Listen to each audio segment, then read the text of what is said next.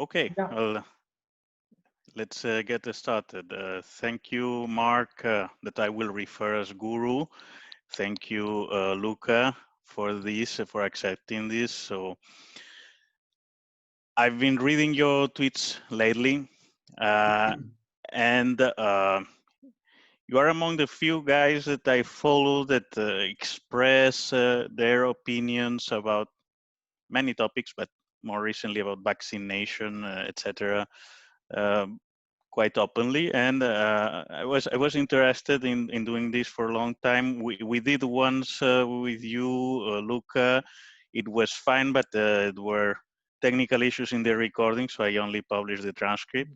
But it was okay. So we did it in the first lockdown, and we didn't say very stupid things in spite of not being experts, which we aren't.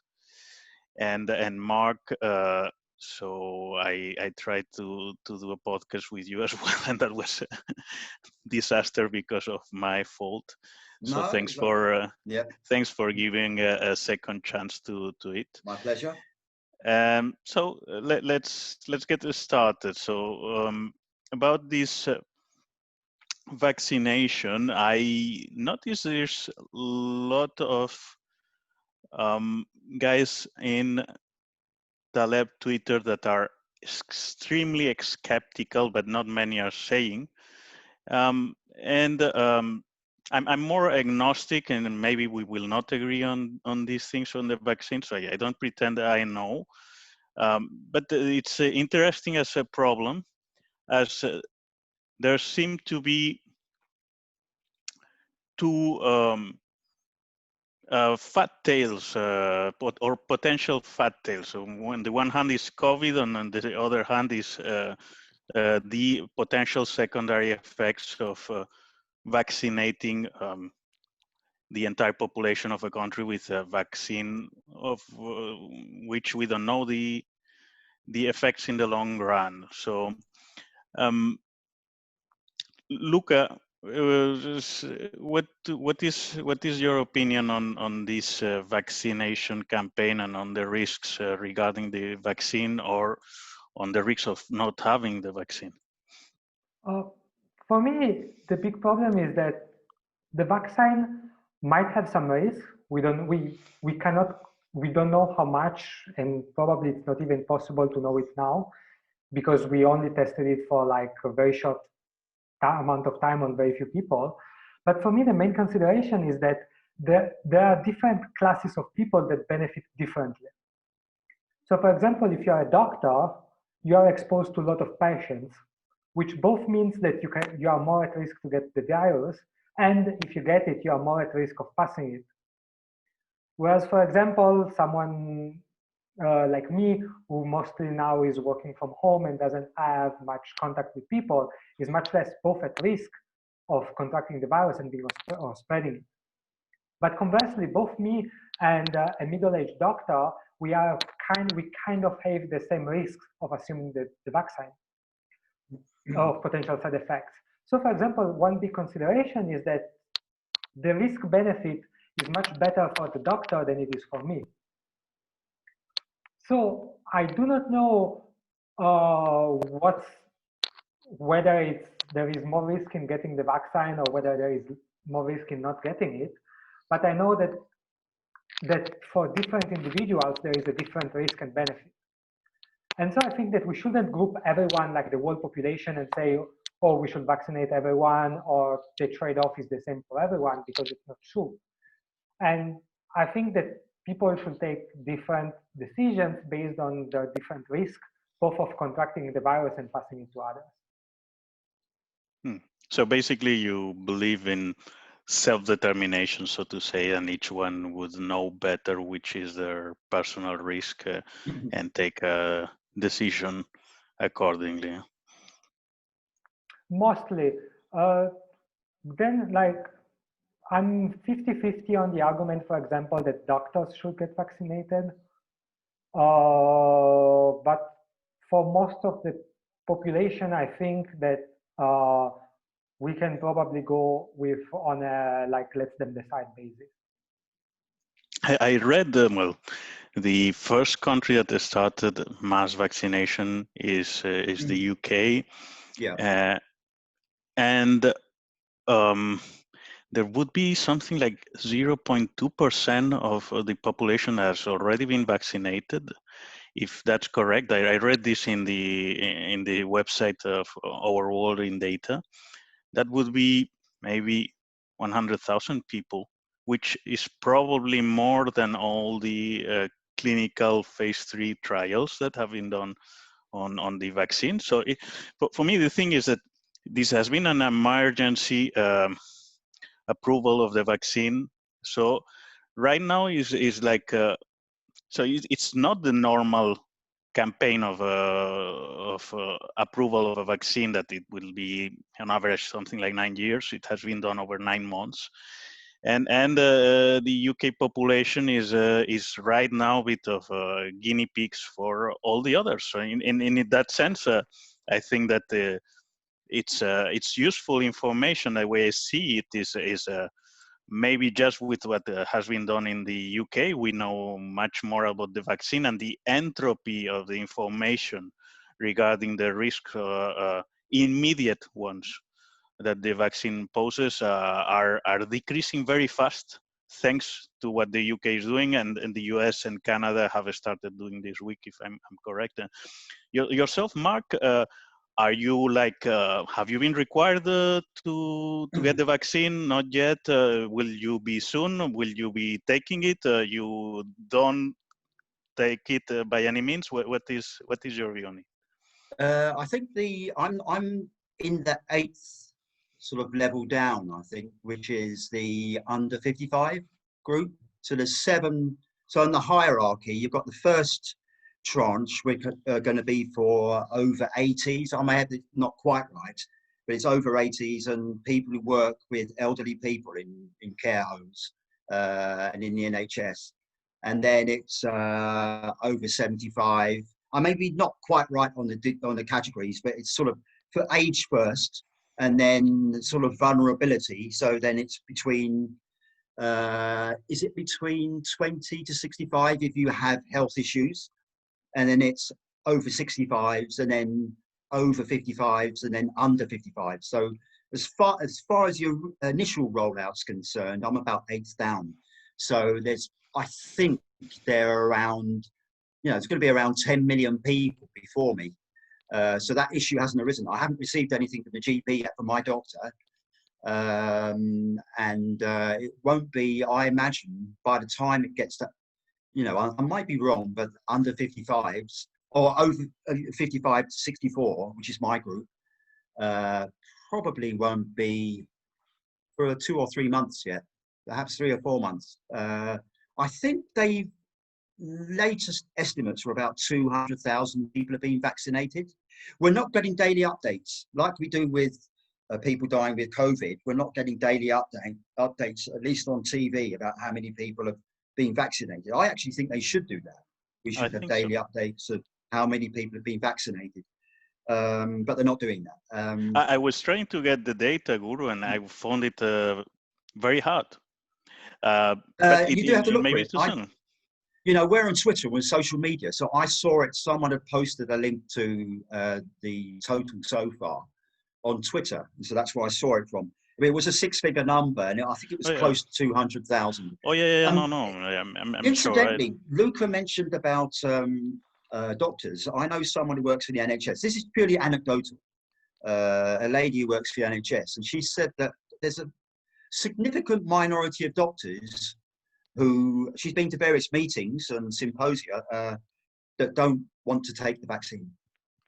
But that's purely anecdotal. She herself isn't anti-vaccine, she's agnostic, but apparently there's quite a few doctors who don't want to take the vaccine yet.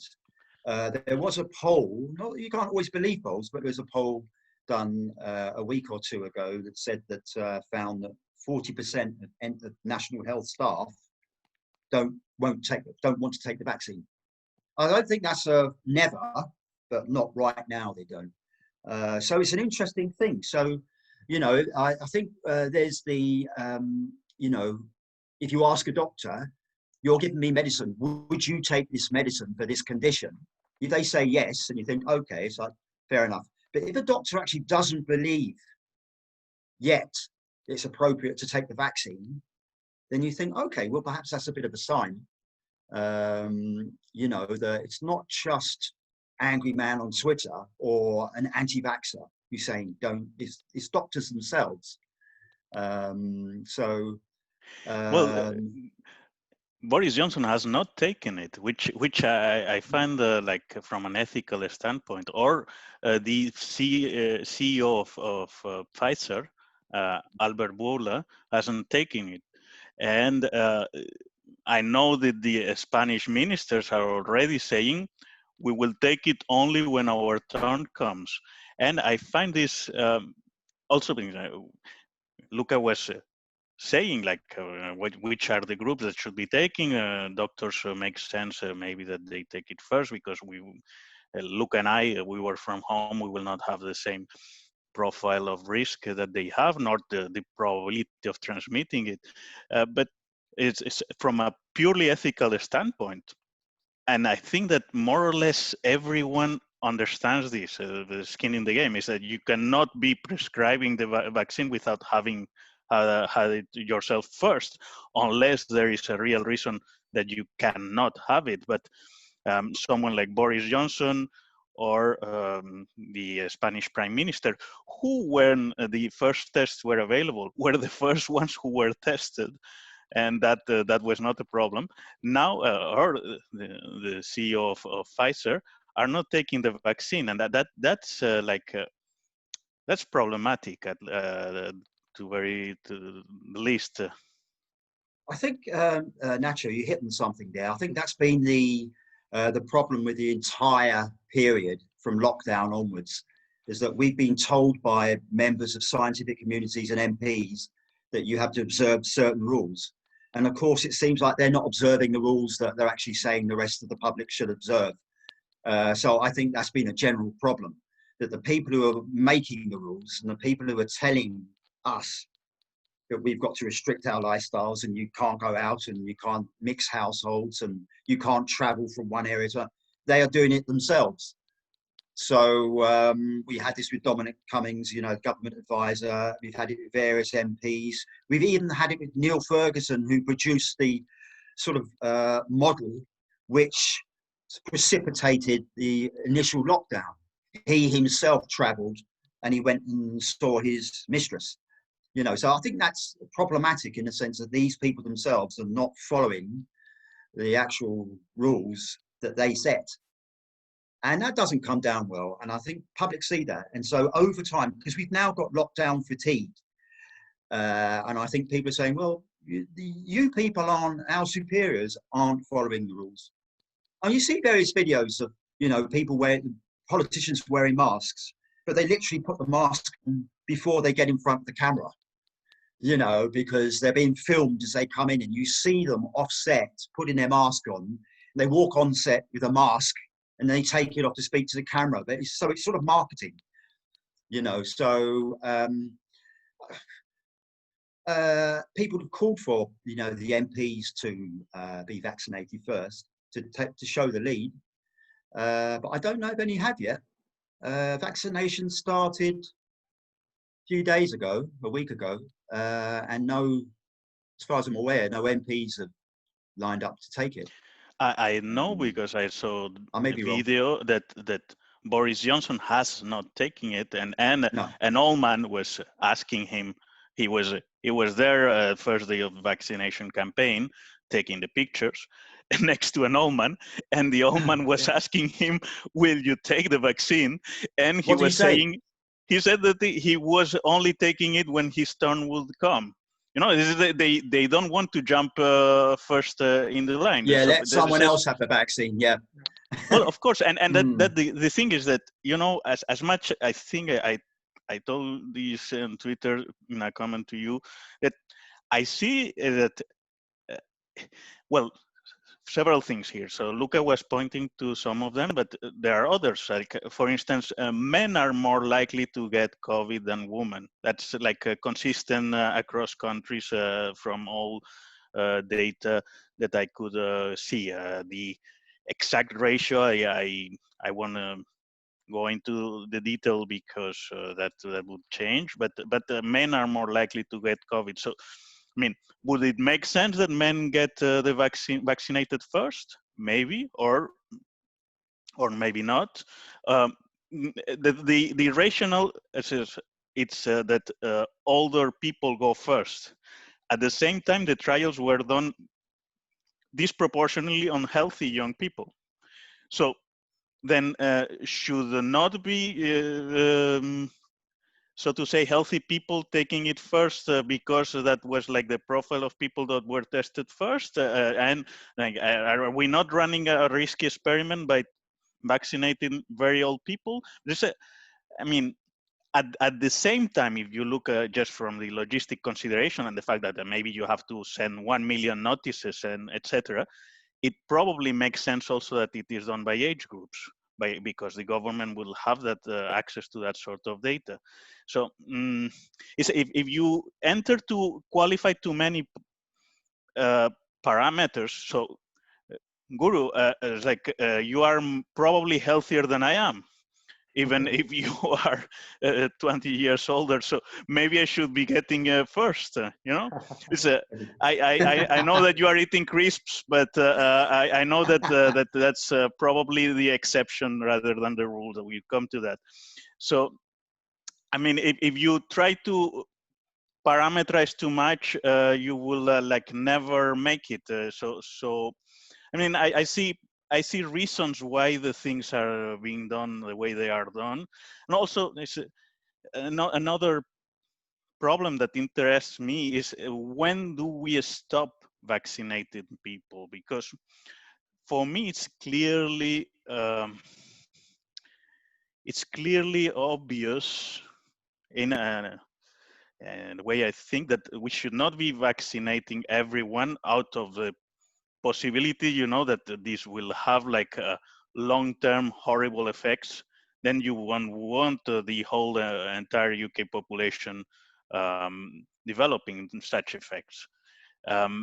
So the thing is that it's so soon that probably asking that question doesn't make a lot of sense, because when your turn will come, Guru, that there will be like you were saying, like 3 or 4 million people that would have already been vaccinated. If those effects were obviously visible, they would have already appeared. So it's like something that I said to Luca on Twitter as well is it is not impossible that with the information from the clinical trials, this vaccine would be as toxic as the one from the yellow fever, Luca, that it was one that you were asked to take when you were traveling to Brazil, and you did some research on it, and you noticed that it was not a good deal for you to take the vaccine, that for a trip that was only mildly necessary. It's extremely unlikely, and each day that it is going on, it's less likely that it is so toxic or that the secondary effects are so lethal. But according to the data from the um, phase 3 trials, that was not a negligible chance. Maybe it's a chance like on the 20% range that was there. So anyway, I wanted to ask this question: when do you think we should be stopping? You know, because I also see that countries have different strategies, and some countries are saying we will vaccinate everyone. Some countries are not saying that. Do you have like an opinion on what should be appropriate according to you?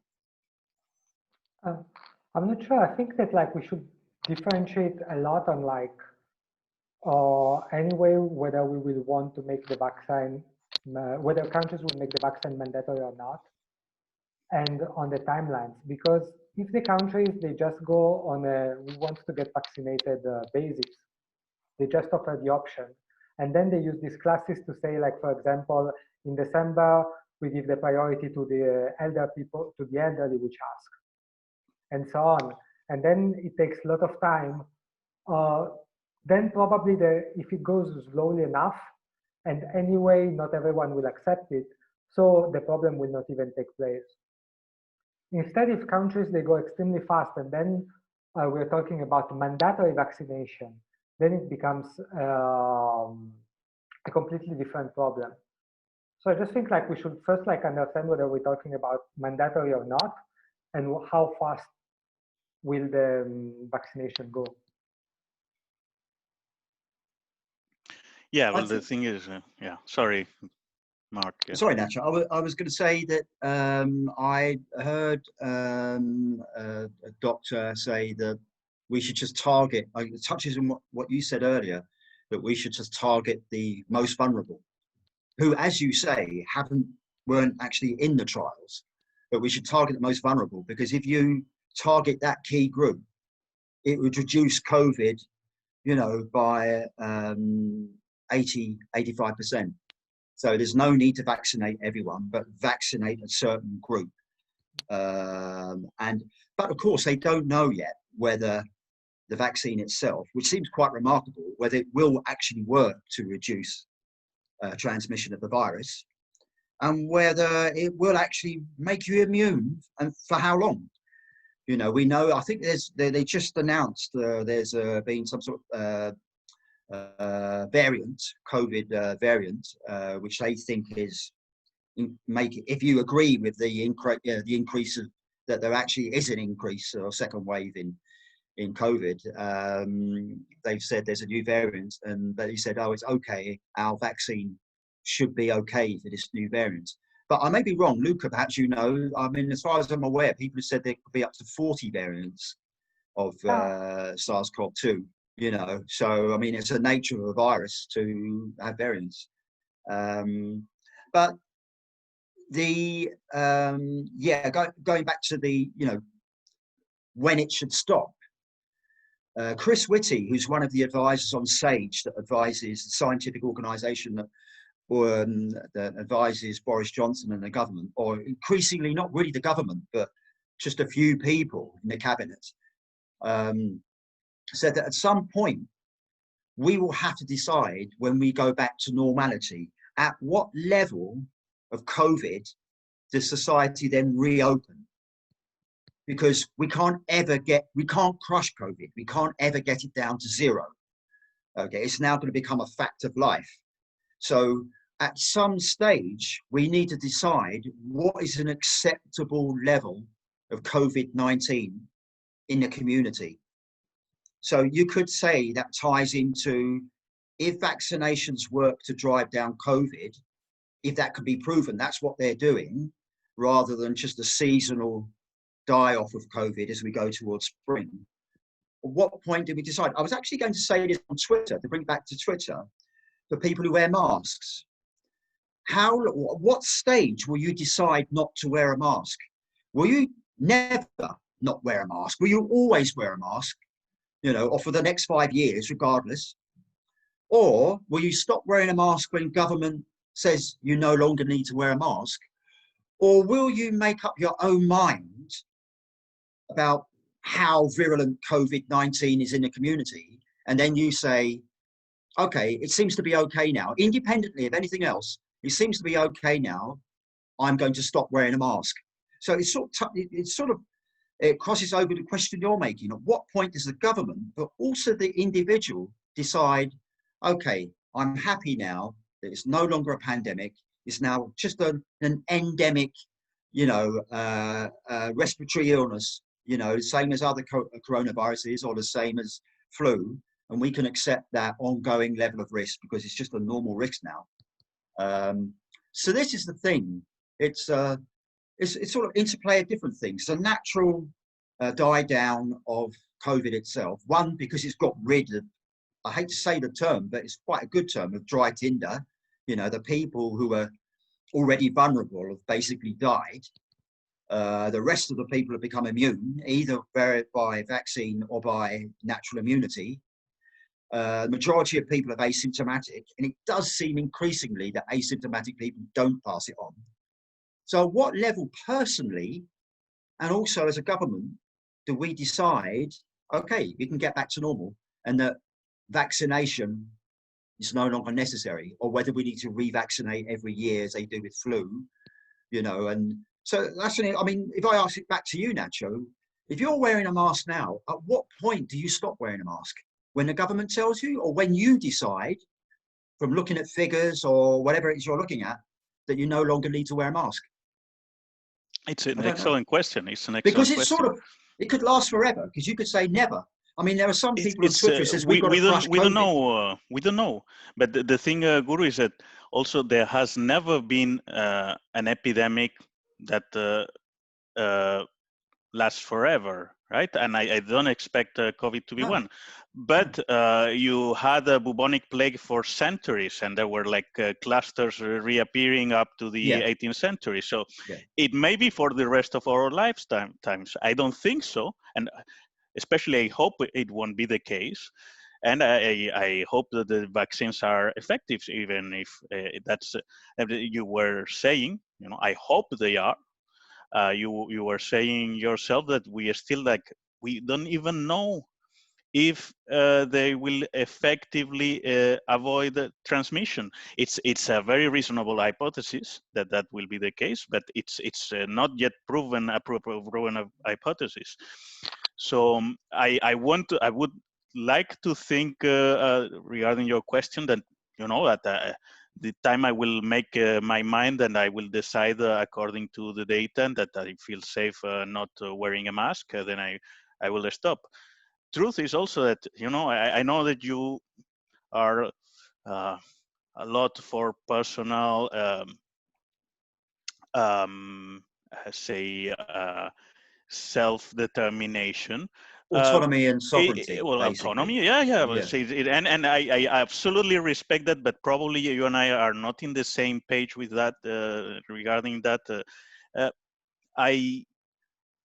It may be that I will wear a mask until my government tells me. You know, I will not pretend otherwise. It may be that, you know, that I feel I should not be wearing a mask, but my government mandates that I do.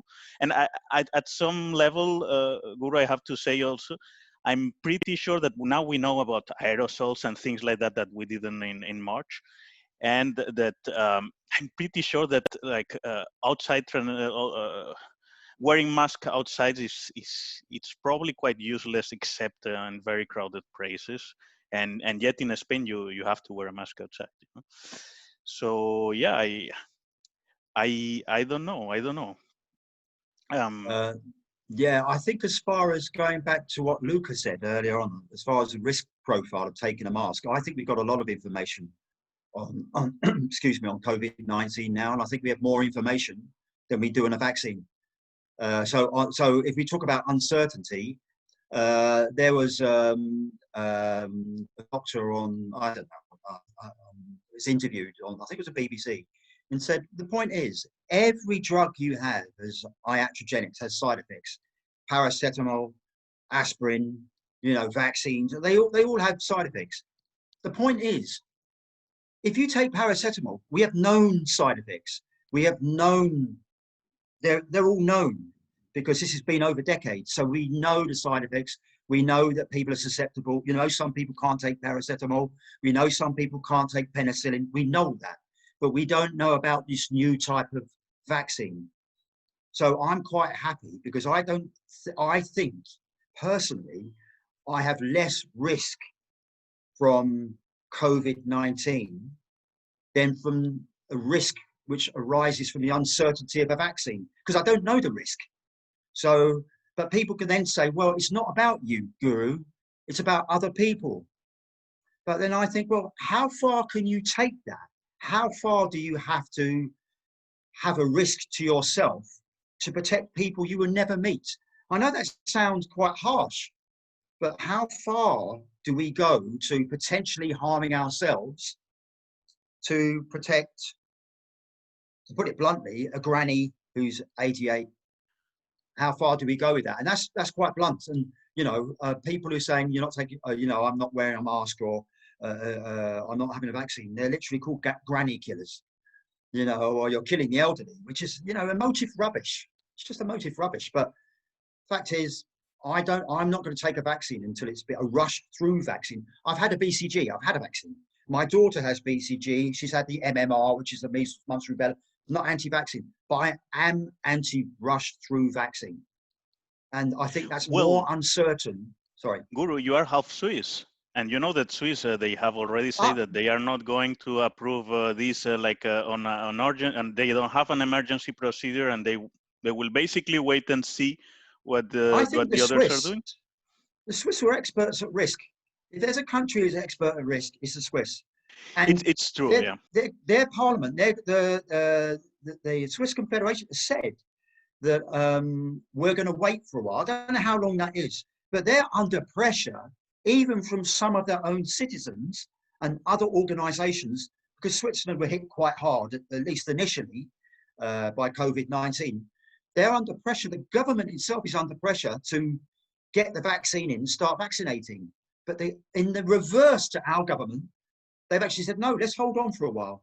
Let's just hold on, because the governments are just taking the data from Pfizer, you know, and we need a bit more data. We need to reconfirm the data. We need to see the rest of the data, perhaps, which might not have been shown. So we're going to hold on for a while. So the government are in some quarters, the government are under pressure to take, and I think, is that the same with Italy? I'm not sure. Well, Whatever, is that the same situation? in Italy, they're waiting for the European approval. But anyway, they have such a lousy plan to distribute the vaccine that even if the European organization approves the vaccine tomorrow, with the first vaccination in Italy will start at the end of January, just because logistics Wow. and disorganization. Well, But So that that's would be, another wow. thing that I find like almost buffoonish, you know, because they are announcing that the vaccine will be approved on Monday and things like that. And it's like, I mean, if you know that the vaccine is going to be approved already, and there all countries, including Italy, Spain, have vaccination programs. Why do we need to wait for Monday for the bureaucracy to be over? I mean, if we yeah, know for a fact that it will be granted, it yeah, seems like ridiculous. yeah, exactly. And it Well, is ridiculous, but yeah. No, but yeah, that would really, be 7 weeks after the UK started vaccinating, you know, which Well, is incredible. 7 weeks, how many thousands are going to die of COVID? yeah. You know, so it's like, that's quite an well, incredible maybe difference. maybe someone will use that argument, like say bigoteering the Swiss Federal Council to tell them like you are killing people by not giving the vaccine, and that may work. And I said like I was slightly disappointed, Guru, about the way the Swiss handle it. When I was there during the first lockdown. It's not that they don't know about risks, but they also, what I saw is that when we were in sheer emergency, and some of us understood what was coming, so to say, that they were like implementing half measures. So they were among the first ones. When I was going to my workplace, I was like screened for temperature, like since late Yeah, I February, remember you things like that. saying, yeah. Yeah, and people were surprised. It's like, really, you are screened for temperature? And people in Spain were in total denial. But then like it came to mid of March, so to say, and they were still feeling that they had restrict gatherings and things like that, that it was okay. And then I told you this, Luca, when we spoke in March, that I was going to office every day, commuting by train, because that was more or less the only means of transportation that I had. And I felt that was like completely non-ergodic. I was waiting for my employer.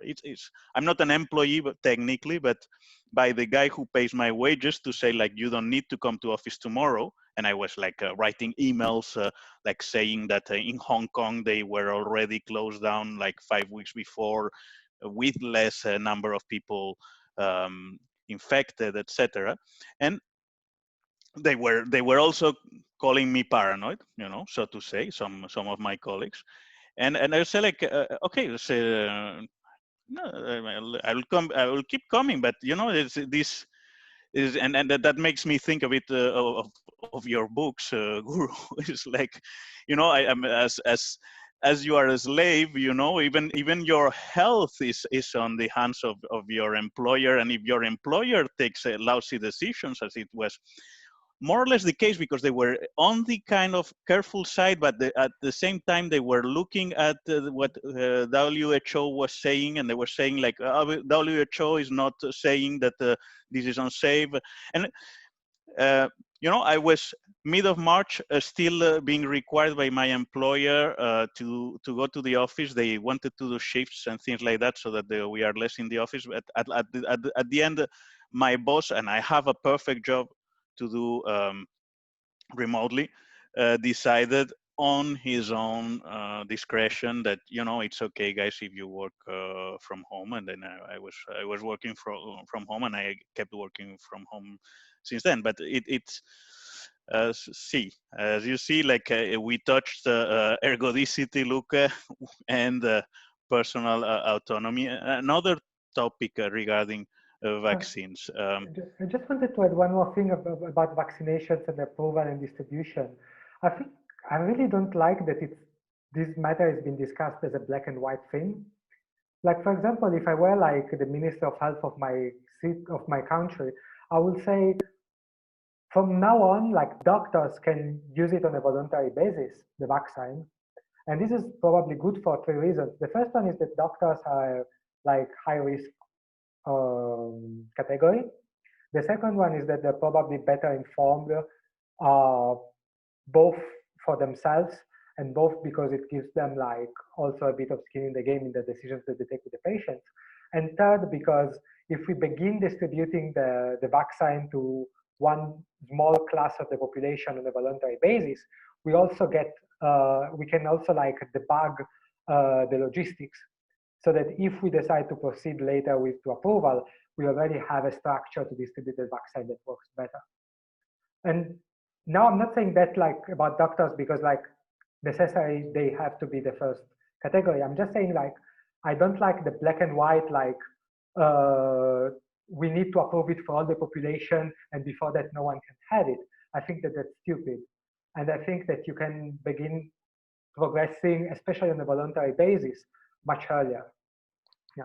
Okay, you can go to the next slide. And another topic is that not all the vaccines are the same, right? The one of Pfizer uses messenger RNA, it's immunogenic, and the Russian one, for instance, it uses an attenuated version of the virus. So in that sense, the Russian vaccine, just to give an example, would be more of a common vaccine than the one that it is being applied in the UK now, and from today or from yesterday in the US. So that is also like, I guess, I think that we are tinkering right now with the vaccine. I hope that the experiment will go well. If it goes well, then we can ask this question about until when we are on this, because that the other thing, we don't even know if the vaccine, as Guru was saying, if the vaccine prevents you from infecting others. It's a supposition. It's makes sense, but it's not yet proven. We know even less if this creates herd immunity, or we don't know if it does create herd immunity. To which level do we need to get to reach that herd immunity? But anyway, the point is that okay, this messenger RNA is like a new technology that, as Guru, as you were saying, it's untested. We don't know it has never been done before. Yeah, that's the uncertainty that comes with it. It's as you say, the other ones, the Russian one's an attenuated virus. They're both immunogenic, but we've got new technology which has been rushed through. You can say it's been tested. It's been tested. There's no results after a year, 2 years, or 5 years, and it hasn't been tested on every cohort. And even within 48 hours of of a test. There were 2 nurses who received the vaccine, and they had a severe reaction to it. An allergic And reaction, yeah. then there was an allergic reaction. It wasn't an anaphylactic reaction, but it was similar. And then we had a sort of urgent announcement. Don't take you shouldn't take the vaccine if you've got some severe allergy syndrome. And I've just found that rather odd, because apparently these nurses themselves carried EpiPens, with adrenaline in. They were so allergic. Why were they vaccinated? Because surely, if vaccines cause a reaction for people who have allergies, which is, as a general thing, why were they given? And why wouldn't that have been brought up in the Pfizer? Why didn't the data already say that you shouldn't give this vaccine to people who have allergy? Now, it could be that, screening had missed these 2 nurses, but the nurses themselves knew they had, and they're nurses, and they knew themselves they had allergy. They were carrying EpiPens. They use EpiPens. So why were they given the vaccine? And so we're told that the vaccine's fine. This is the thing. We're told the vaccine's fine, but when something goes wrong, they'll say, oh, the vaccine's fine, but not for that group. And then if something else goes wrong, the vaccine's fine, but not if you're immunocompromised. The vaccine's fine, but not if you're over 85. The vaccine's fine, but not if you're on metformin. The vaccine's fine, but not if you're on, XYZ drug. The vaccine's fine, but, we're starting to see all sorts of problems coming through in 18 months. So perhaps we shouldn't get to certain, an ethnicity of people. Well, very important topic is the vaccine having effects on fertility, and it's like it is an untested assumption. But then again, that it's not because there is absence of absence of evidence is not evidence of absence, right? And I mean, I know because I just saw on television a young nurse that was working, a Spanish nurse that was working on a UK home for the elders, that she got vaccinated. She was happy about it. Should we not be vaccinating these people on the grounds that well, we don't know if that will have an effect on their future fertility? For me, that's a valid question, and there is someone that was like a doctor that went to testify to the U.S. Senate that is called Dr. Orient. It seems that she is a bit of a Trump pundit, so to say, but she's a medical doctor, and she raised this question, and the New York Times was like labeling this person as an anti-vaxxer, so say like an anti-vaccine doctor, because she was asking or she was presenting this concern. What do you think? The thing is, Nacho, is if you're given agent A, and then down the line, a year, 2 later, you have condition Z, it's very difficult to say that condition Z was caused by agent A. Well, this is the thing, you see. This is fascinating to me, Guru, because I think if you will get in 2021 all the population vaccinated, and then a new disease will appear, so to say, like in 2 or 3 years, you could make the case that it was the vaccine that created that, and it would be very difficult from a statistical standpoint to prove otherwise. And that's why I think that, I mean, unless there are like very good reasons that there is a proven herd immunity for the vaccine, you should not be vaccinating everyone. It's like, and Luca wrote a book about autism, but it's not. You are not talking about vaccines in that book, but it's hard to prove that the increase of prevalence of autism would not be linked to the vaccines. I don't think that they are linked. I think that there is like more awareness among medical doctors. There are more parents that are bringing their kids to be diagnosed, and there are more diagnoses, coupled with probably some environmental factors, maybe even genetic factors. I told you, Luca, it's like a bit of a crazy theory of mine of people mating in technical schools, and like people that are on the spectrum meeting each other and then having kids that are Yeah. having recessive genes for autism, that genes that we don't know about. But as proof that that there is no link between vaccines and autism is not an easy thing to do for a statistician. And if you will vaccinate everyone from COVID, then getting to know clearly that whatever next epidemic will come was not due to the vaccination will also be an unknown that we will be adding. Yeah.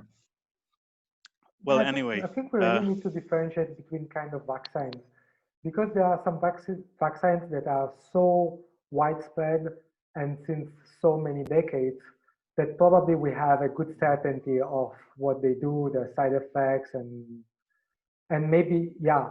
And then there are other vaccines like the one with COVID that it's so recent and so few people got vaccinated that we really, there is so much uncertainty. I think that the two are just not comparable. Yeah. Well, Yes, maybe yes. so. I'm not suggesting, okay, that the Yeah. vaccines. I'm not even against the COVID No. vaccine. I'm just think that people like ourselves, even not from a non-expert point of view, can raise their concerns and they line of thought about the risks that may be linked to the vaccine and if it's worth taking it or not. But yeah. But, sorry, Guru, you wanted to say. No, I think whether things are just more diagnosed, I don't know. But there seems to be an increase in autism.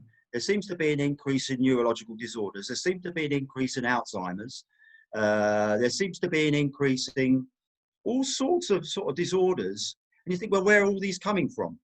Is it to do with some sort of assortative mating or dysgenics, or is it to do with things in the environment or the interplay between, genes in Well, the Guru, environment? there So, is also an increase on obesity, and you know about, and well, that's true as it's well. linked So to it may lifestyles, right? So I mean, be related or is an environmentally caused condition, and then high insulin, whatever. That because obviously diabetes is also exploding. I hope you can still hear me because my internet's going. Yes. yeah, well, loud and Yeah. clear. Okay.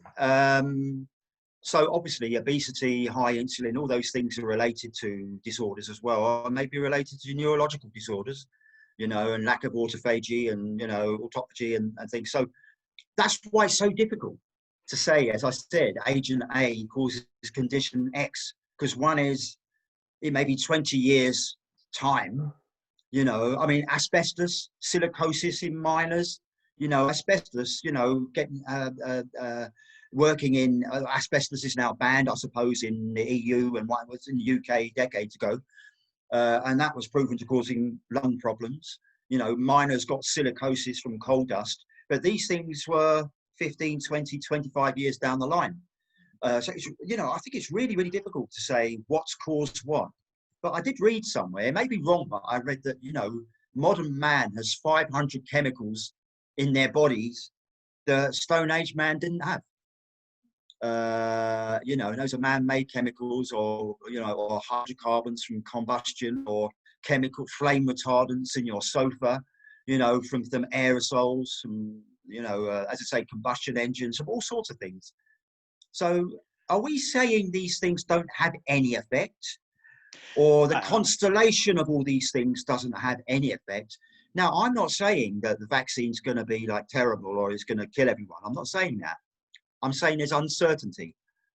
Until it's been trialed, I will allow people, and I've said it on Twitter, it's like, okay, but the best way for me is that if other people want to be guinea pigs or canaries, they can do that. That's their choice. But I'm Actually, just going to back I off for a think while. we should praise, like same as I In a way, consider they're doing the work. Yeah, people taking yeah, making it to maybe. the clinical trials. Yeah. I don't know if as for reasons that Luca said, for my age group, for my lifestyle, if the risk would compensate me. I think, just to be honest with you again, is I think that if my government will tell me like, you need a stamp to go to this place or to the other place, I probably will take the risk because I can do stupid stuff just, to not have my lifestyle affected. But maybe I would not be taking it if I'm not compelled, nudged in that kind of way, which is a bit sinister, because I'm not sure that the risk will compensate me. Yeah. Anyway, Luca, anything you want to add? Because I think we are running out of time, and we have talked a lot about vaccine. No, nothing in particular. Okay, well then, let me go to your book, Ergodicity, that I read, and that Guru was saying that he has read recently, and that I liked a lot. And it has plenty of examples of situations that you name as ergodic or non-ergodic, and that really helps with this concept that it is not so intuitive for many. Okay, so I think you wrote the book for the intelligent layman, and maybe you can tell us about what ergodicity is about. Yeah, it's so difficult to condense it in a sentence without using mathematics, because um, it has very different applications in life, and you cannot just group them over the same idea.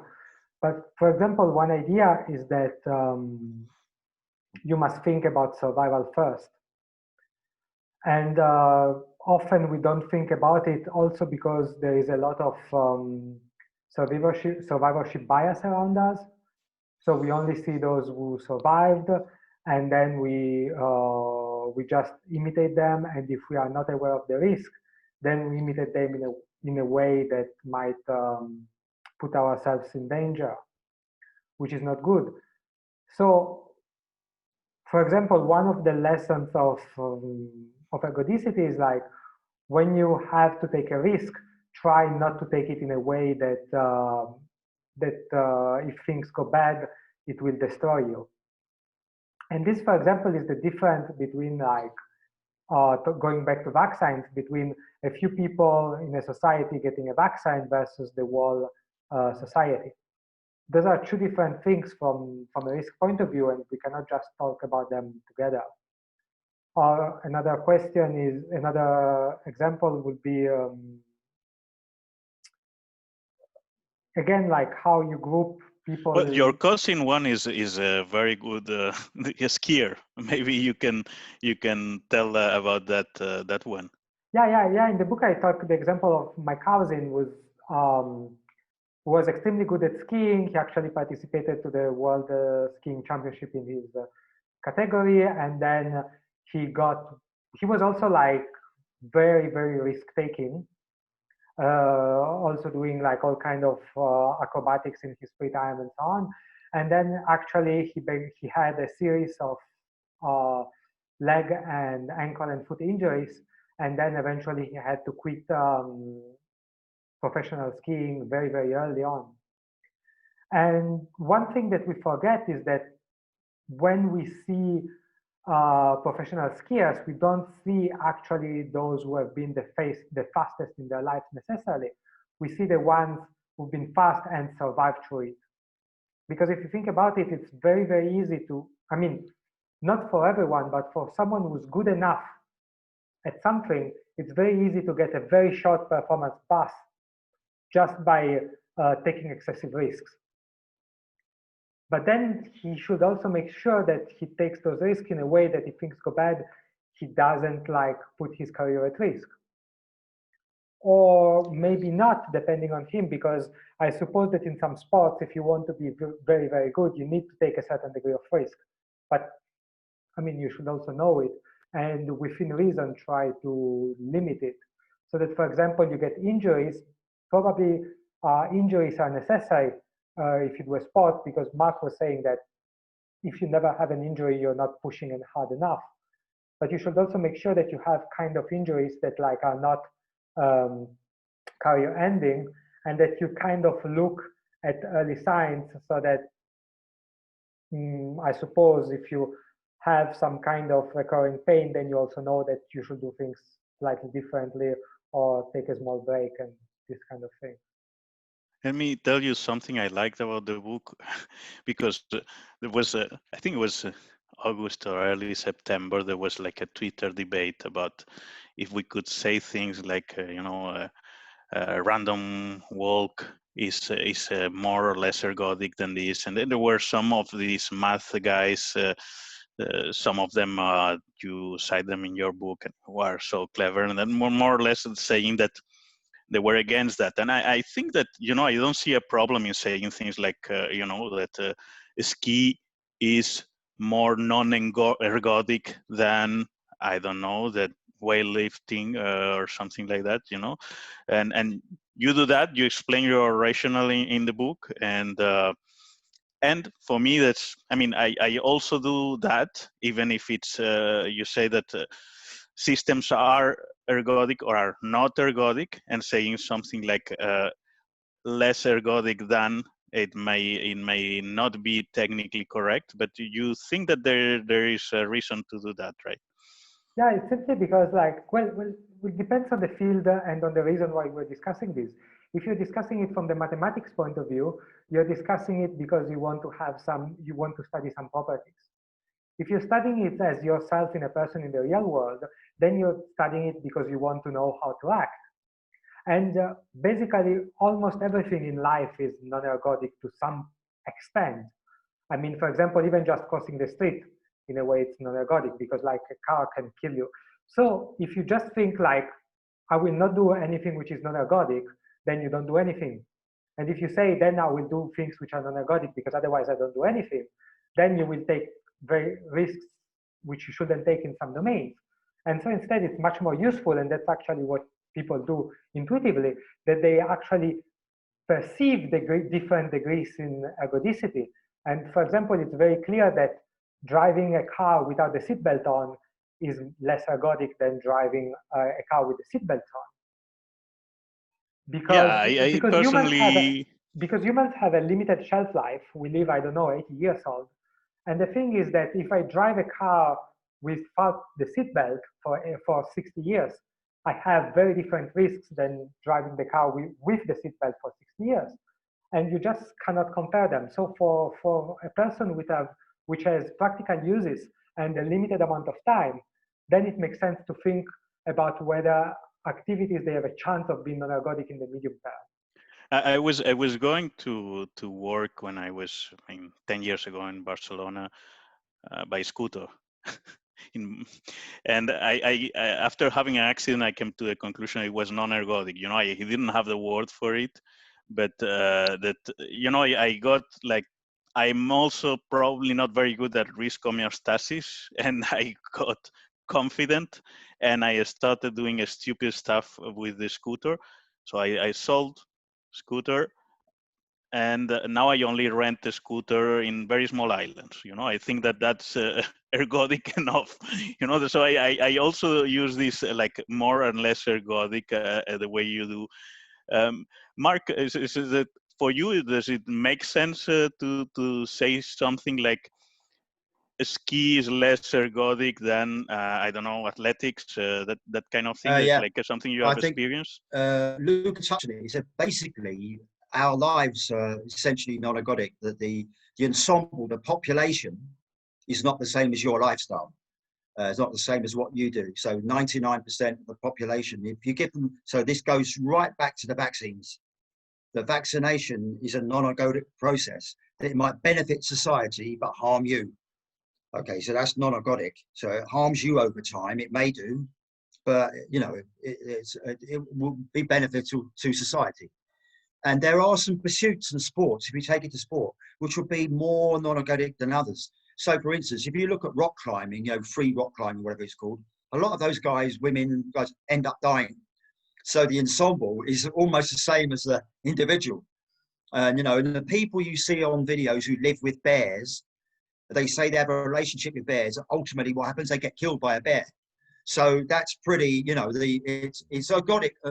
They're both, the ensemble is the same as the individual almost, because if you're a base jumper, you've got a huge chance of dying if you do it for 10 years, far more than if you're being a sprinter, so there are some things which are intrinsically more non-ergodic than others. And so that's the same with sports. But the problem is in sports, it's also ergodic at one level, or rather the non-ergodic comes from optimization. That's where it comes from. So if you're a base jumper, if you're a rock climber, if you're a sprinter, if you're a weightlifter, if you're a skier, what makes it more non-ergodic is the fact that you are optimizing performance. And the very nature of optimizing performance means you will end up injured. It doesn't matter what anybody says. You can't, because the nature of the athlete is they will always push the boundaries. They will always push the boundaries.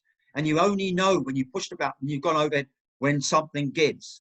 You either get chronic fatigue syndrome, or you have, overtraining, you get sick, you get tendon injuries, you've got injuries which don't resolve, you have chronic injuries, you suddenly get an acute injury. I mean, you may have a non-sporting injury that is actually being caused by your training. So that you train. One day you get out of bed and you do your back in. Well, it's because your back was in a weakened state because of all the training you've been doing. So this is what I'm saying. The elite athlete in any sport is like an F1. It's like a Formula One race car. They're supremely fit, but supremely fragile. So that one bolt is sheared, the entire organism doesn't work. But I do think there are some sports which literally are, you exit the gene pool when you push the boundaries. So that will be sports like, perhaps free diving, perhaps. If you push the boundaries on that, you may die. As I say, extreme rock climbing. So those are really non-ergodic. But in fact, probably the individual, the ensemble average isn't great either. Like 60% of people end up dying or end up getting injured. If you fall 20 feet from a rock onto your back, you may not die, but you may break your spine or, get some sort of paralysis. So it depends on two things. It depends on the nature of the sport, but the main thing it depends is optimizing the sport. So that I know we've sort of slightly gone on. It's just a branch of ergodicity that, that you have problems. You will exit the gene pool because ultimately you're trying to optimize performance. And that's how it goes, and it's only going to be, so part of it, it's not discussed much, but part of being an elite athlete is your resistance to injury.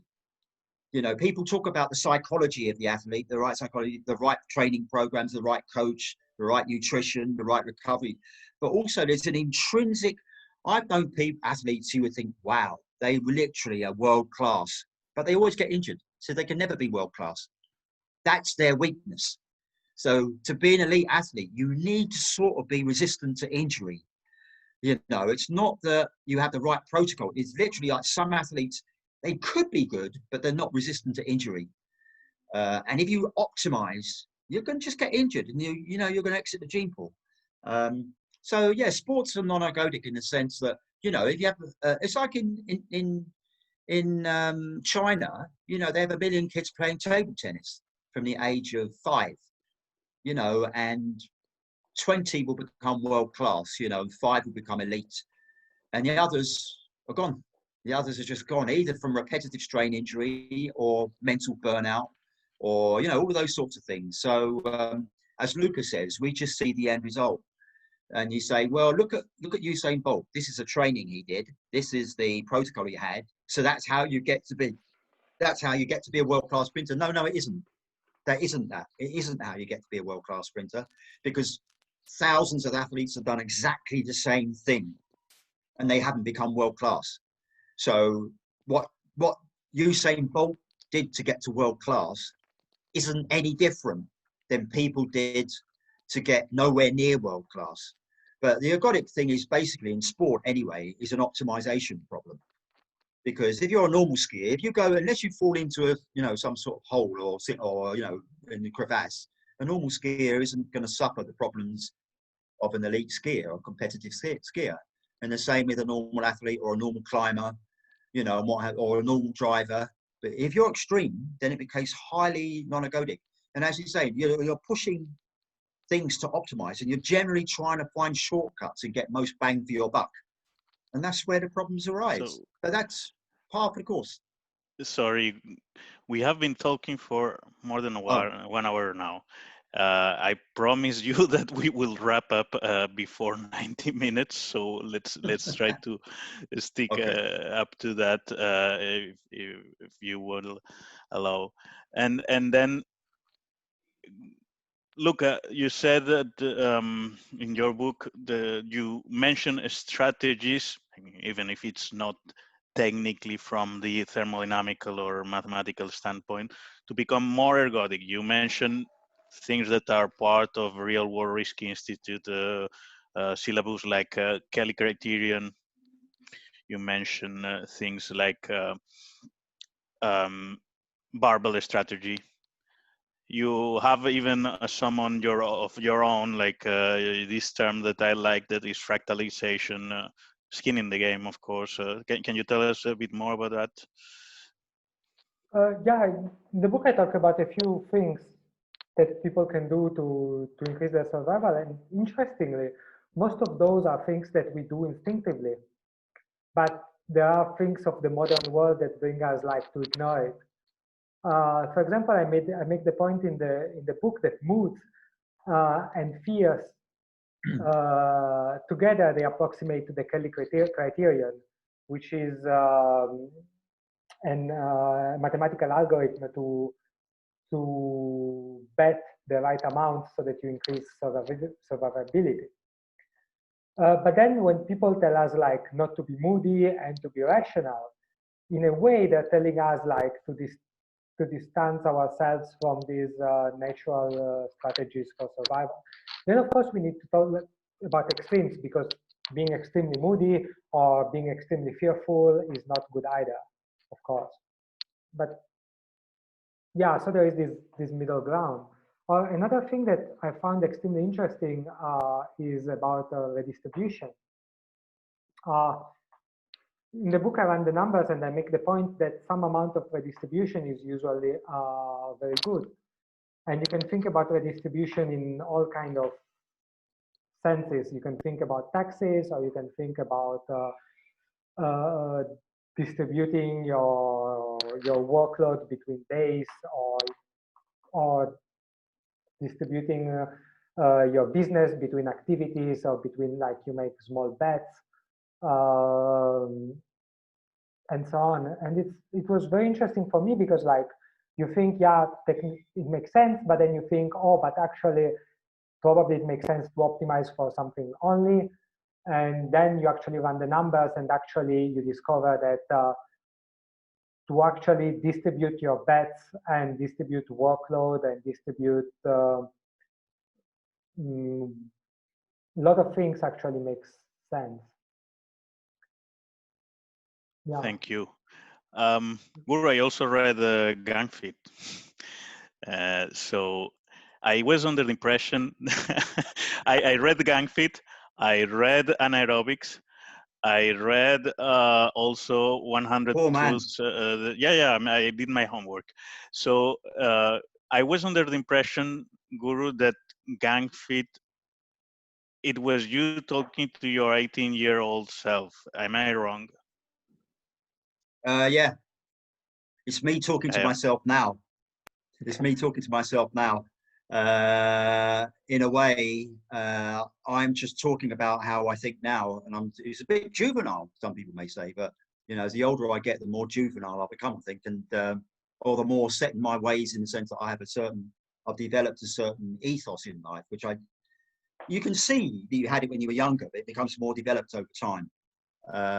So it wasn't really written as a book, you know, as a book, a note to myself, you know, to my former self, what to do. It's a form of me ranting and putting it down on paper. And I started writing Gang Fit Crumbs about 6 years ago. And I didn't really have any intention to, it's like a diary really. I didn't really have any intention to sell it.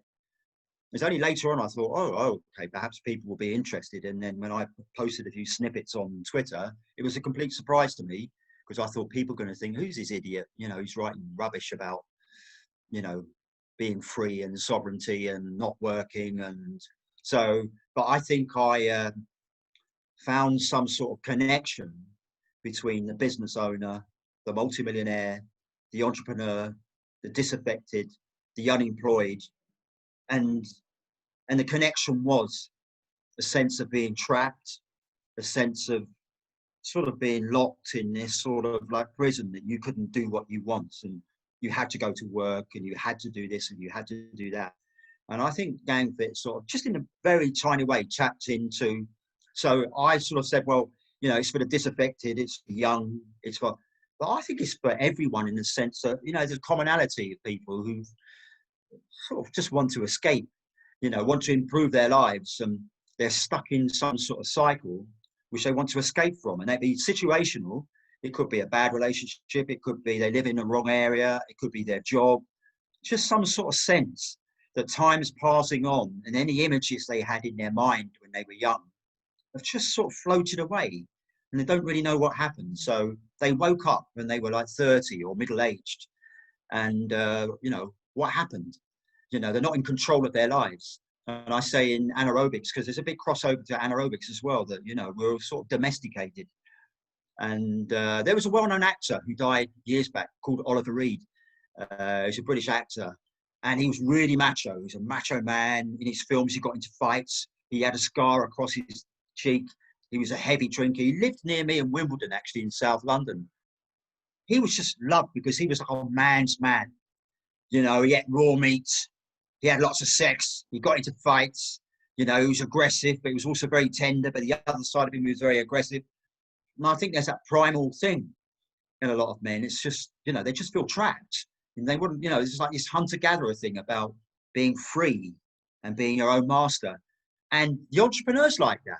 The business owners like that. They don't want to be told what to do. They're going to bloody well do it. So I found there was a connection between all of these people. And so what I write in GangFit is just things that come from my own mind and things that have come from experience. They say a first, you know, book written by an author is essentially about their own life.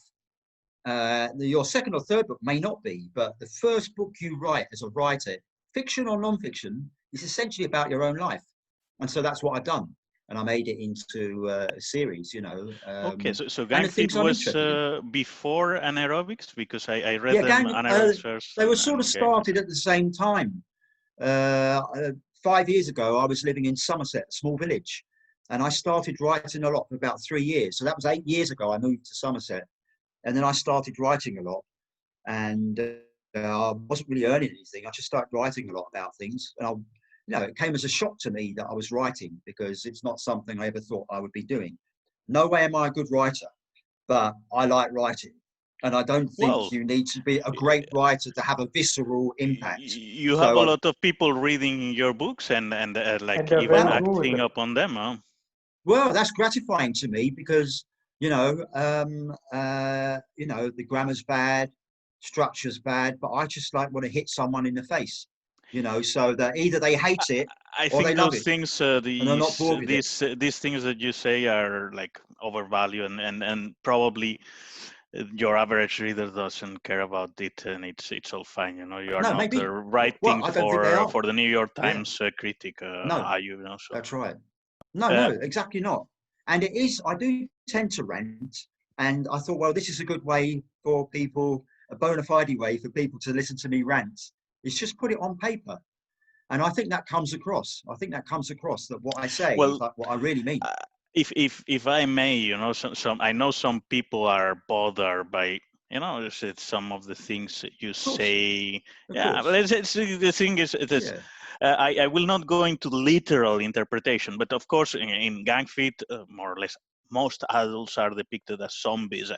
I have commuted for a long time, as I was telling you. And the thing is that it's not that you are not right in what you say. It might be bothering because you are right in a way, as I was saying, you know, that I was commuting and I didn't like it, and I had to do it because I am compelled to do so on not good reasons, because my master tells me to do it. And it's I would not be doing it. I'm not doing it now if I was talented, say as you are, to not do it. It's like a default position when you are not talented. Is like you end up commuting, you know. And I think that at least maybe not so much in Britain, where maybe people value work or Yeah, things like that, but in Spain, yeah.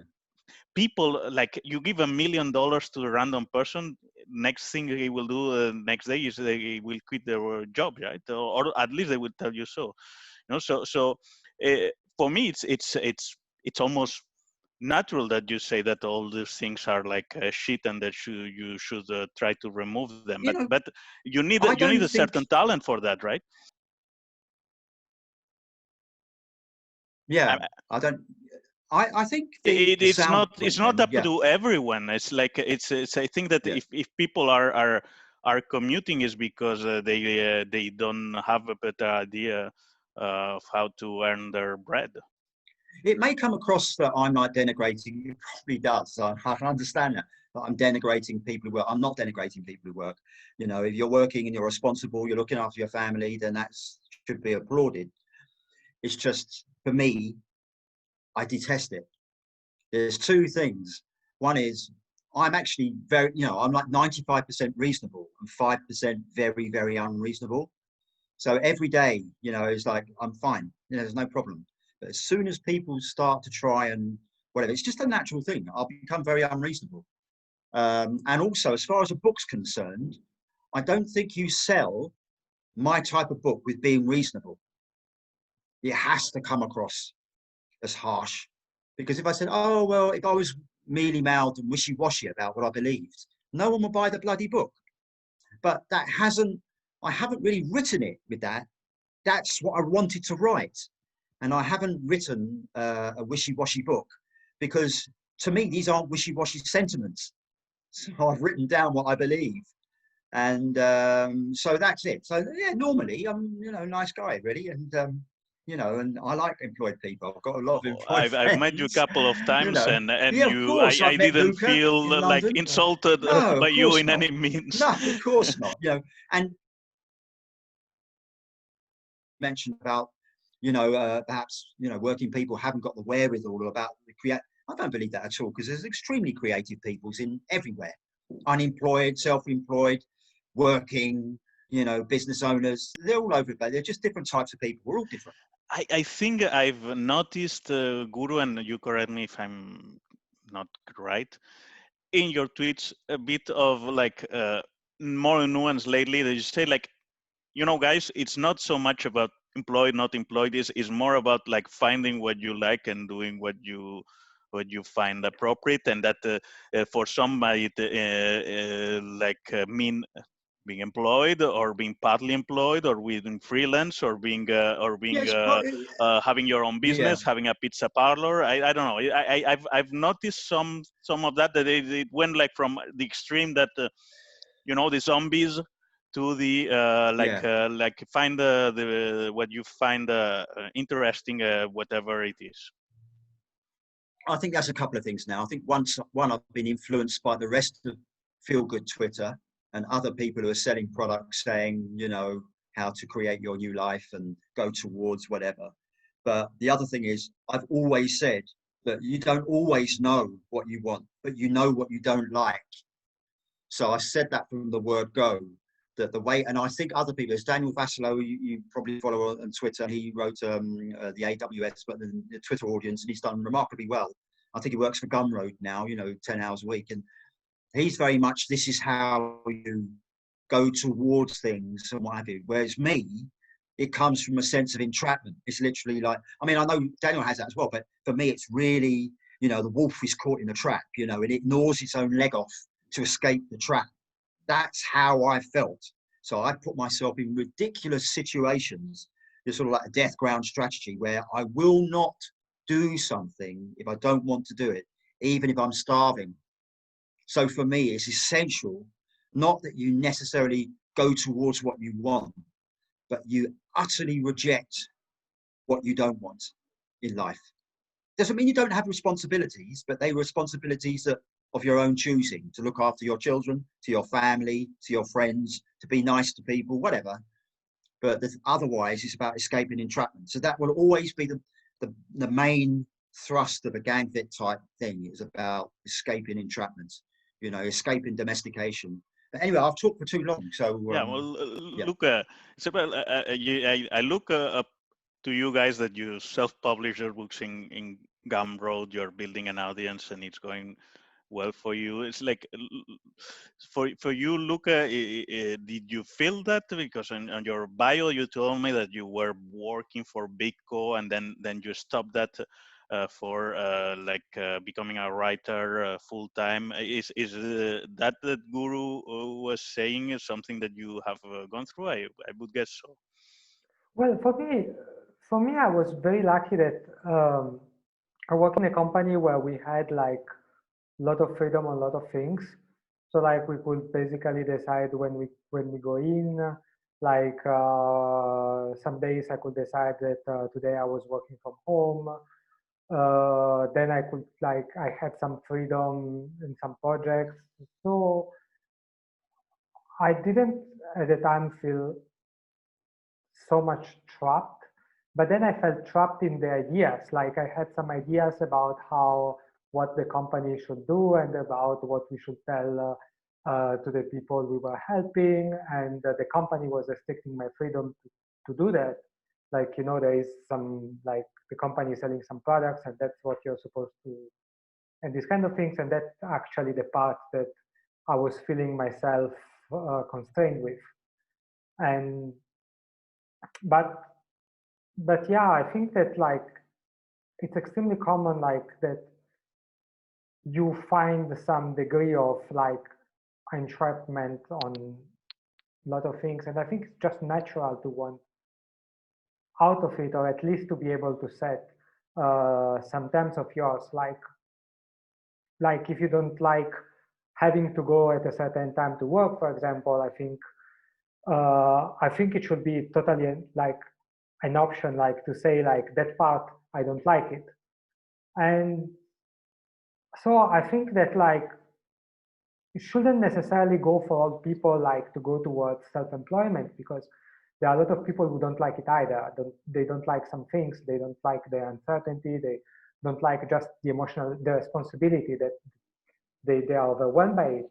And I think that's sad that the other option is employment with like full, like exactly the same time, exactly like and I hope that there should be like something in the middle ground also for some people, so that people like can choose like going either like full self-employment, going but not the alternative is not necessarily full employment, but like some more degree of freedom on when to go to the office, or even just like on what to do at the office. Like I was talking with a local supermarket chain here. And for example, I discovered that in some supermarkets, there is like a global purchasing office. Like in the country, there is not global, but in the country, and they decide what the supermarket stock. And instead, there are chains in which it's the local branch manager. And I think that already like this kind of freedom, like that you have, like, yes, the employer tells you like some kinds of what you want to do, of what you need to do, but then you have a lot of freedom. And so I think that there should be like this wide spectrum. And I think that that's so sad that like instead the perception is like if you're an employee, then your boss gets to decide everything about it and has the employee like do all of things that the employee doesn't want. And instead I would like also like some kind of like reciprocal relationship where the employee is able to say like, I want to be an employee, but there is these 2, 3 things that I really hate about it, and somehow we can find like ways so that they have a bit more freedom. Coming back to the ergodicity idea, something I told you I wanted to know about. It's a very complex topic. Okay, so if you don't feel like touching it, we pass and we let it go. But it's for this Scottish referendum, like people in Catalonia. So I saw like a bit of a um, many people here in Catalonia want to do like an independence referendum, and I find that like an interesting problem in terms of like political problem, in terms of ergodicity, in the sense that those who want to preserve the union, I would be rather in that position, but it's difficult to explain, but see, or would be against that referendum in the sense that it is a non-ergodic game. So if you consider that preserving the union, this applies for the United Kingdom, or it could apply to Brexit, is a good. The fact that you are doing referendums, and I think in the UK, I think they did 2 referendums for belonging to the European Union, which may be perfectly reasonable. But if you are doing repeated referendums, as it is a non-ergodic game, eventually you will break up the union. So I see it as an application of ergodicity. Maybe it's partial ergodicity because I guess technically the UK could rejoin the European Union. Yeah, probably there is no ruling against it, but it's unlikely to happen. Is something that that you have thought about, or even like rules that could apply to such situations to make the game more ergodic, something like that? I don't know. Myself, I'm very sympathetic to part of countries that want to actually self-determine, because most, if we want to talk about ergodicity, it's simply because like a big country necessarily has different regions with different needs, and you cannot have like a group of people in the center that decide for everyone else. Not only from like a point of view of like maybe because then they decide in their self-interest, or they don't have skin in the game, which are two extremely valid points, but also because like there is no way that someone in the center who doesn't live in the periphery knows what's going to happen, what happens in the peripheries, and even remembers it, even if he like, even if it's someone who comes from the peripheries, but then because of the politics, he needs to spend 20 years in the capital, then he become like domesticated in a way, or like he cannot see or doesn't have skin in the game anymore in what happens in the peripheries. So that's the main reason why I'm very sympathetic to the causes that want to separate from a big union. Well, it also goes in the sense of your own wording of fractalization, maybe, that you're saying. Right? I don't know, Mark, if you don't want to touch up to that. I know that there are people that they are just upset because you are pro-Brexit, which is it's a bit stupid, but I think in the UK it comes to that. Maybe I don't know. Are you also pro Scottish independence, or like you accept whatever the Scots have to say about that? And if they do referendums every 3 years or every other years, do you see it? Because that is the thing, is that I think that they say that this is once in a generation, which sort of makes sense, right? But Nicola Sturgeon is wanting to call for another referendum. Yeah. I mean, if you don't want to go up to that, let it go. But if you want, please. I'll just say I'm not sure how it fits in with ergodicity, but the just very quickly, of course, Nicola Sturgeon and Alex Salmond before that, they did say, Alex Salmond said it would be once in a lifetime generation, but they're pro-independence, so they won't stop until they get what they want. So I'm quite happy for Scotland to become independent. It's a shame, because I sort of a believer in the British Isles. I mean, you could say, well, that's sort of contradictory to wanting to leave the EU, but the British Isles has lasted a lot longer than the EU. And there are great aspects to Britain being together. But yeah, I don't think Nicola Sturgeon, it's not me not accepting what the electorate say. If the electorate decide, it's quite close, but I think most of them are for the union. But if the electorate decide they want independence, full independence, I mean, Parliament's been devolved to, Northern Ireland, Scotland and Wales anyway. So, but they want full independence and they choose that, that's absolutely fine. It's quite ironic that the people who want independence for Scotland still want to be part of the EU, which I find sort of a bit of a Oh, it's the same a with the mind. Catalan pro-independence, and they, I mean, Yeah, I would say like it is more consistent to be yeah, pro-sovereignty and then yeah. against So the European perhaps Union, but they are just against one of the fractals, so to say. Okay, you could say, well, yeah, you could say yeah. it's just they don't like the English.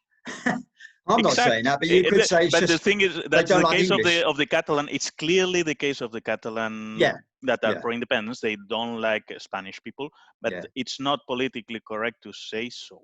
Okay, yeah. so But I'm they quite have to happy do to, like mental yeah, gymnastics, and they yeah, just I'm sort of pro-union because I don't dislike Spanish guys. You know, it's not a matter of philosophy or something like that. It's just yeah, it's yeah, my life story. My mom is not a yeah. Catalan, so to say. You know, and it's Right.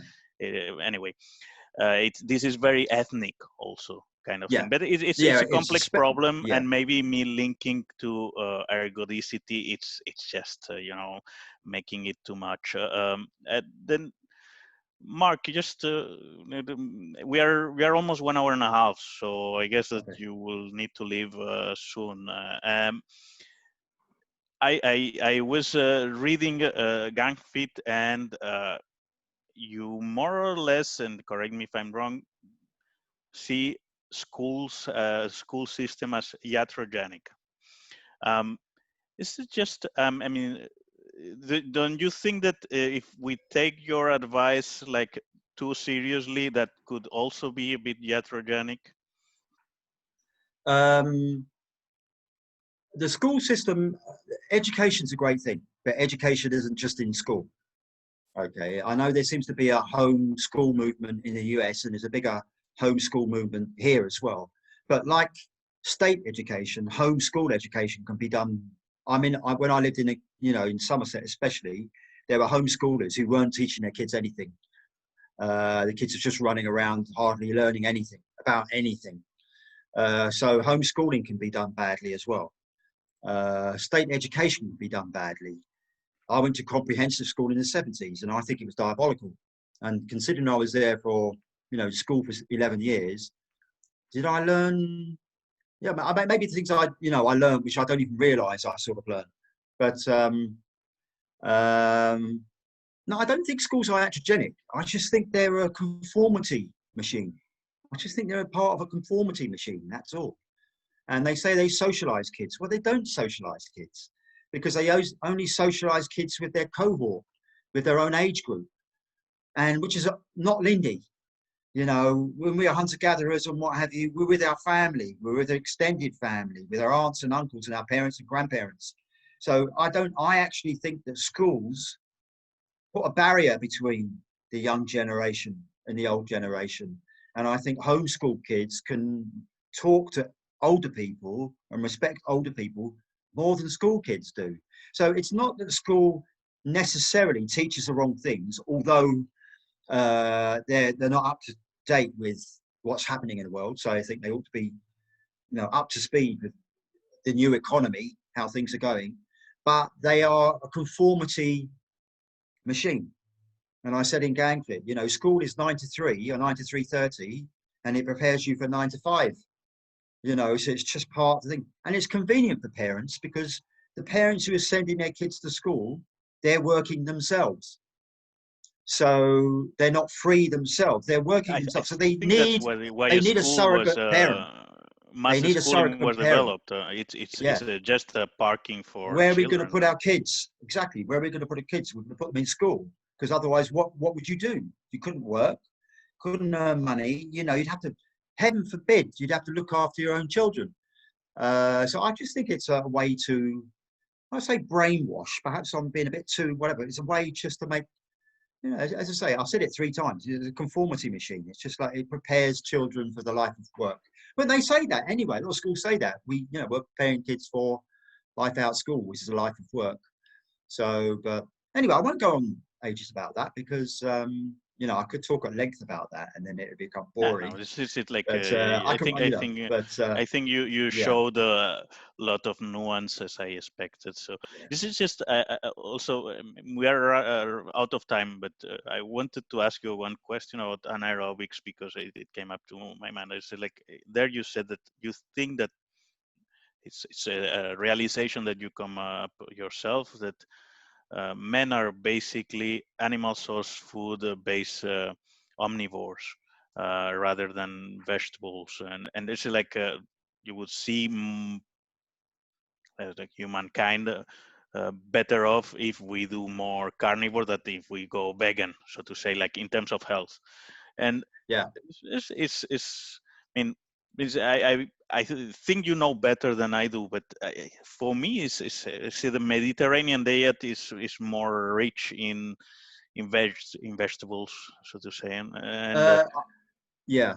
I mean, I well, was and I said vegetarian like for 20 I years. just think that you know that I just consider possible that natural selection operates rather quickly. It can do on matter of generations. It's like you have actual proof of that, of like people developing some kind of immunity to bubonic Yeah, yeah, yeah. plague after the 13th century, and then when they Yeah. would go to the Americas, Europeans would Mm, have it, mm. and Americans wouldn't. So I don't see as impossible, and I don't know if you have thought about that over like 10,000 years of agriculture, we have become a bit not vegans, but like not in the and like maybe in the other kind of the spectrum that you were saying, more like a vegetable, like through natural selection, omnivores than animal source foods, omnivores. Of course, I think there's, maybe certain sections. I mean, the Scandinavians, are generally not lactose intolerant. They still retain the lactase, which is a gene or enzyme rather for, breaking down lactose. My family were all lactose intolerant. So there may be an ethnicity thing there, or what have you. But I don't think we're any near that point where we're all adapted to the whole, a panoply of plants and what have you. And some people can tolerate plants more than other people. The point is, a base diet, which I regard as, my diet's quite varied actually. I know I put a picture of me eating salmon and eggs and something and what have you. It's quite a varied diet, and uh, the individual response to diet, it's not this is where people, I mean, I've said it in anaerobics and I've said it before, that it's individual response to an expanded diet. It's not an individual response to a diet per se, because most people can tolerate meat. There are a few people that have problems with meat, and there's more people that have problems with fish. There are a few people that have problems with eggs, but generally 99% of the population can tolerate an animal source food diet. But the problems arise when they start having wheat, when they start having pulses, beans, lentils, when they start having certain vegetables, allergies to onion, allergies to this, allergies to that. Garlic affects me quite badly. A lot of people, I mean, we have a sort of running joke on Twitter about my hatred for garlic. I'm I'm too on the much, I garlic feel. gang, huh?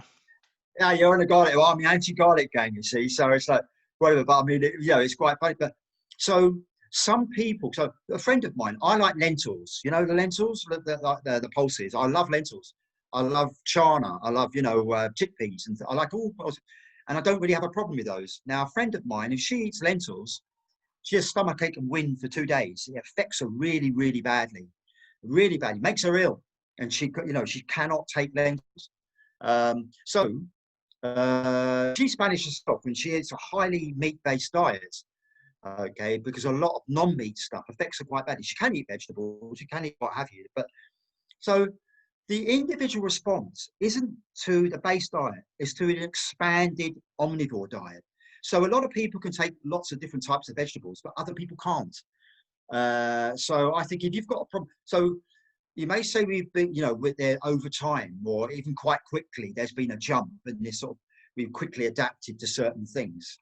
But I don't think that's really happening that much, because we have higher levels of inflammatory bowel disease. We've got people with autoimmune disorders. We've got That people with it's a all topic sorts, that with you know very diabetes. well. We've got, yeah, so there's lots of chronic diseases from, you might say they're not all to do with diet, but and I've seen, it's anecdotal, but the weight of anecdote is so huge that a meat-based diet or an animal source-based diet or an anti-inflammatory diet can resolve Crohn's disease and ulcerative colitis. I Okay, think and you then experience it's yourself just on your family. Right? yeah, that's right. And I've linked to people, and then, but it doesn't mean you're allergic or you have a problem. Not allergy is not the right word. It's not to mean that you have a problem with everything, but you just use a catch-all, a big net, to like say, I'll take out everything apart from a base diet, and then your autoimmunity, then your Crohn's disease, then your IBS, then your eczema, then your maybe not all, but resolves. And then you add things in bit by bit. So the individual response, there's no individual response to water. Everybody reacts well to water. There's a dose response, since that if you have too much, you die. You have a heart attack, your salt balance is gone and what have you. But everybody can tolerate water. There is no individual response to water. So the next level is, there's not much of an individual response to animal source food. But then as you expand the diet to wheat and plants, there's much more of an individual response to the expanded omnivore diet. So that's what, that's the general thing I believe. So, but it doesn't mean you should go totally carnivore. Well, I thank you for the answer, and we are out of time. I'll ask you one more. I told you I would do. Can you recommend us one or two books or something that you have read and you think we should be reading besides Gang Fit and Aerobics? I was going to recommend buy my book. You put the Gumroad link at the end of the video, the bottom of the video. Oh crumbs! I didn't. As soon as you asked me, I thought, okay, I'll attend to that later, and I didn't. So off the top of my head, I'm going to be boring, and I'm going to stick to a sports book.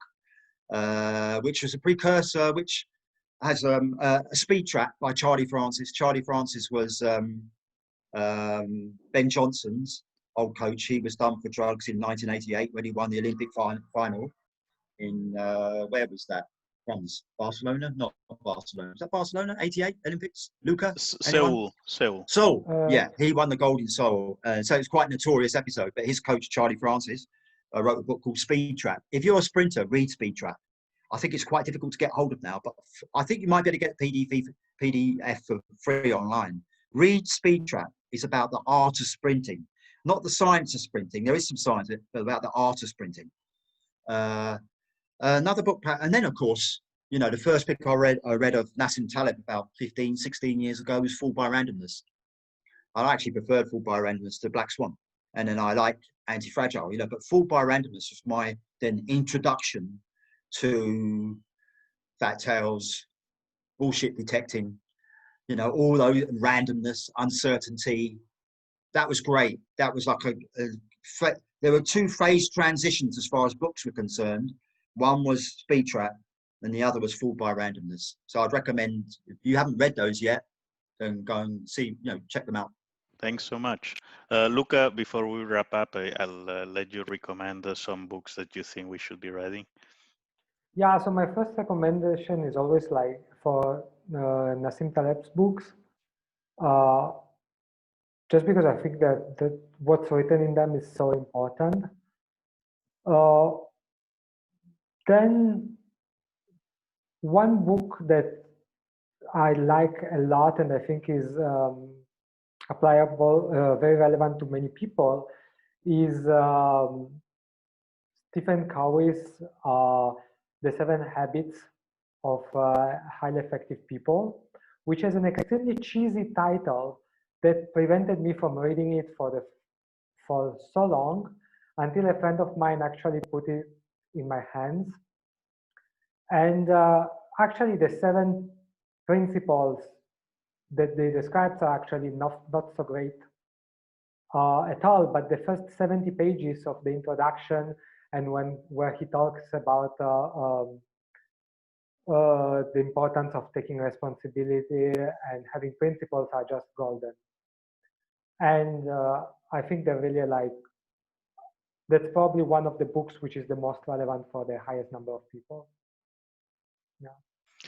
Well, see, I promised Mark and I didn't deliver on my promise, 1 hour No, 30, I was 90 talking to minutes. Mark, so So that's fine. I personally enjoy it. I hope you did as well. And thank you so much Thank for you. accepting the invitation to both of you. Thank I you think we very can My much. close pleasure, it. Nacho. Thank you. Luca, we'll see you soon as well. See Yes, you. hope Hopefully, so. hopefully. Hope Good so. luck. Yeah. Good, Bye. good health. And you.